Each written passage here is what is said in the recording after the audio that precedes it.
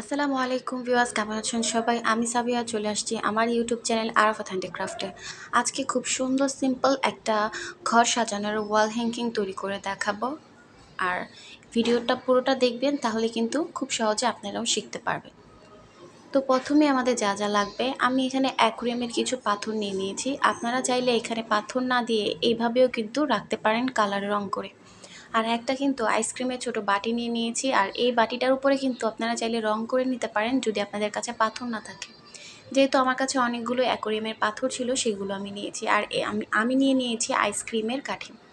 এখানে কিন্তু আমার কিছু কাজ করার পর কিছু কিছু কাঠি রয়ে গিয়েছিল, যেগুলো দিয়ে কিনা আমি একটা স্টানের মতন বানিয়ে নিচ্ছি। দেখতে পাচ্ছেন, প্রথমে আমি যে কয়টা এখানে কাঠি আমার লাগে ওই কয়টা নিয়ে নিয়েছি। এরপরে এগুলোকে একত্রে করার জন্য পিছন থেকে কিন্তু এরকম কাঠি দিয়ে আটকিয়ে দিচ্ছি।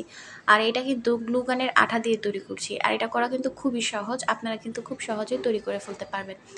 আর এই কাঠিগুলো কিন্তু ১০০ পিস ৬০ টাকা করে রাখে। এগুলো আপনারা বাজারে যে কোনো দোকানে গেলেই কিন্তু, মুদি দোকানে গেলেই কিন্তু পাবেন। ওইখান থেকে কিন্তু কিনে নিতে পারেন। বা বাচ্চারা যে আইসক্রিম খায়, ওই আইসক্রিমের কাঠি কিন্তু জমিয়েও কিন্তু এরকম করে তৈরি করে ফেলতে পারবেন। এরপর এটাকে ঝুলিয়ে রাখার জন্য একটা সুন্দর করে একটা লাগিয়ে নিয়েছি, যেটা এটা ঝুলে থাকবে। এরপরে এই আইসক্রিমের কাপের উপরে আমি গ্লুগানের আঠা লাগিয়ে তার মধ্যে কিন্তু এই ছোট ছোট পাথরগুলো যেগুলো আছে এইগুলো কিন্তু লাগিয়ে নিচ্ছি।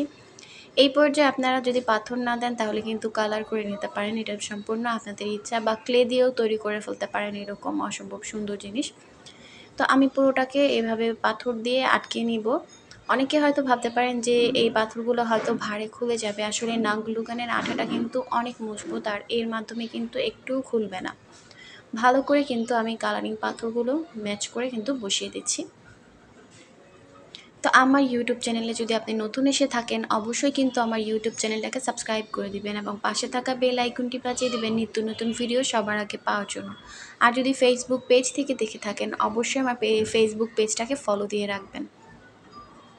তো এইরকম ভিডিও কিন্তু আমার ইউটিউব চ্যানেলে কিন্তু অনেক আছে, চাইলে কিন্তু আপনারা সেখান থেকে দেখেও আপনাদের ঘর সাজানোর জন্য ছোটোখাটো জিনিস কিন্তু ঘরে থাকা জিনিস দিয়ে তৈরি করে ফেলতে পারবেন।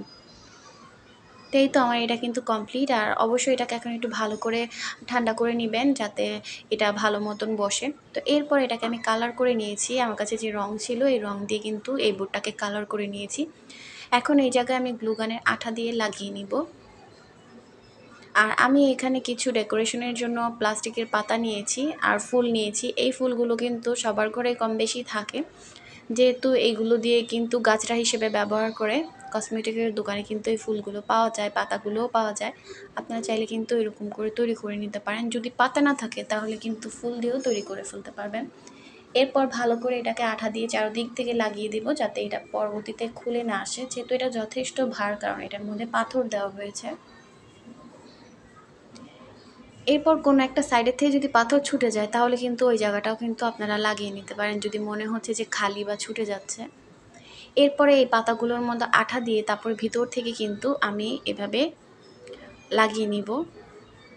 আশা করছি বুঝতে পেরেছেন কিভাবে। এরপরে এই পাতাগুলো যাতে ভালো মতন থাকে, এই জন্য কিন্তু এই পাথরের উপরেও একটু আঠা লাগিয়ে পাতাগুলো একটু ভালো করে বসিয়ে দেব। চেপে ধরে রাখতে হবে, না হলে কিন্তু ছুটে যাবে যতক্ষণ না পর্যন্ত আঠাটা ভালো করে লাগে।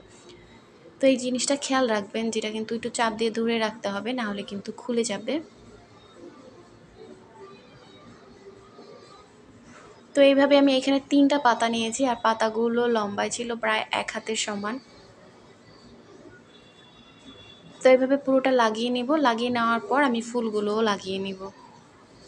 তো আবারও বলছি, যদি আমার ইউটিউব চ্যানেলে নতুন এসে থাকেন তাহলে অবশ্যই কিন্তু আমার ইউটিউব চ্যানেলটাকে সাবস্ক্রাইব করে দিবেন। এরপরে এই গাজরার যে ফুলগুলো, এই ফুলগুলো এখানে লাগিয়ে নিচ্ছি। আর হ্যাঁ, এটা কিন্তু অবশ্যই একটু চাপ দিয়ে ধরে রাখতে হবে। আর এই তো কমপ্লিট হয়ে গেছে। সবাই সুস্থ থাকবেন, ভালো থাকবেন। দেখা হবে নতুন কোনো ভিডিওতে।